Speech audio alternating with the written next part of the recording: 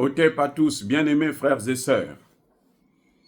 L'armée congolaise, les FARDC, est infiltrée jusqu'à la moelle épinière.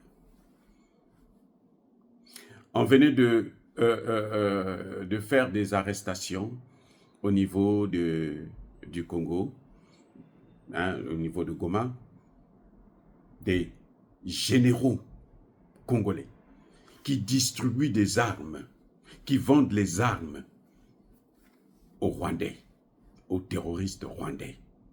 Des généraux congolais, des hommes et des femmes qui sont dans l'armée congolaise, qui donnent des armes.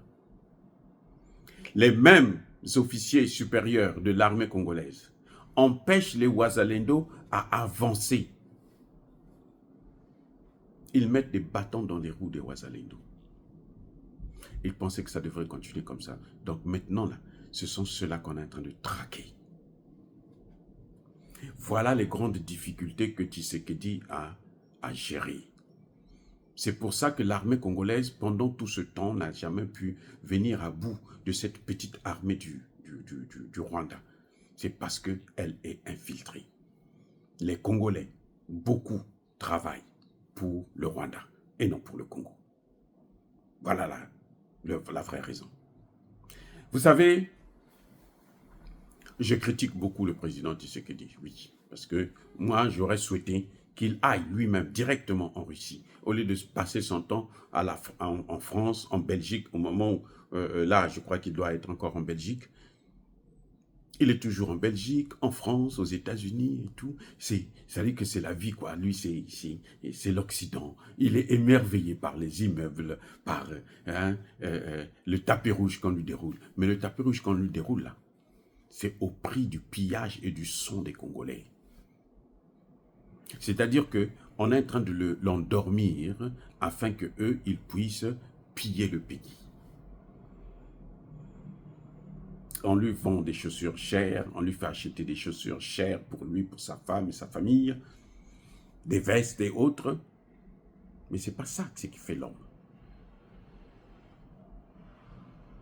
Dieu merci qu'il y a encore des Congolais patriotes qui sont en train de faire le travail, qui rentrent dans les profondeurs pour examiner exactement ce qui se passe. Parce que le Congo appartient aux Congolais, il n'appartient pas au Rwanda. Ce n'est pas un bien commun. Il faut maintenant que les Européens qui ont signé les accords avec le Rwanda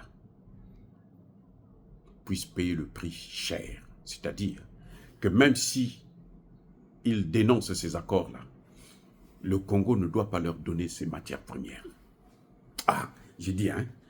C'est-à-dire que pour que les gens comprennent, pour que la prochaine fois ils ne puissent plus faire ça, il faudrait que même s'ils dénoncent ces accords avec le Rwanda, qu'ils ne puissent pas venir encore au Congo pour avoir les mêmes accords avec le gouvernement. Parce que ce serait une trahison de la part de Tshisekedi. Et parce que ils feront la même chose encore. Les matières premières, là, c'est Dieu qui nous les a données. On les commercialise avec des gens qui veulent un partenariat sérieux et gagnant-gagnant. Comme on le voit avec les Chinois.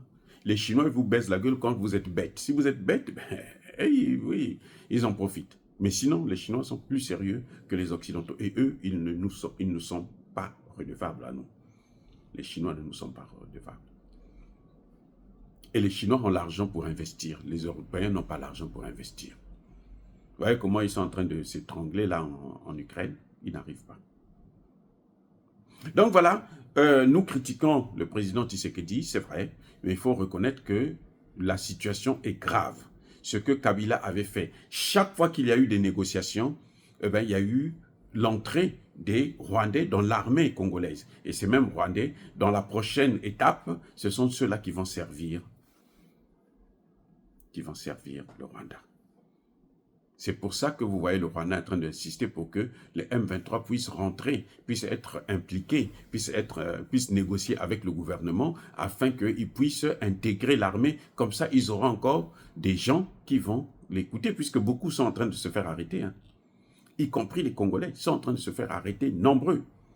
Là, je vous dis, ce sont des généraux qu'on a attrapés avec des armes qu'ils ravitaillaient, en train de ravitailler les terroristes. On en a arrêté au moins 3, parmi lesquels je pense 2 généraux, et il y en a au moins 4 des colonels qui sont en fuite. 4, ils sont en fuite. Certainement qu'ils sont passés, ils ont traversé de l'autre côté, c'est-à-dire qu'ils sont maintenant avec les M23, avec leurs amis, mais on va les avoir. Ça c'est clair, c'est question de temps. Maintenant les autres, les petits revendeurs là, eux, c'est question de temps, on va les neutraliser. Ah, bien-aimés frères et sœurs, dire cela, c'est inciter à la haine ou à la violence. Non, soyez bénis, abondamment bénis par le Dieu de Kémit et par nos ancêtres angélisés. Mais que tous ceux qui persécutent le continent africain le pillent et le déstabilisent, qu'ils soient noirs, blancs, chinois, arabes, juifs, indiens, qui qu'ils soient punis, maudits, foudroyés, neutralisés, écrasés, effacés par le Dieu de Kémit et par nos ancêtres angélisés. Vive l'Afrique éternelle, j'ai dit et j'assume.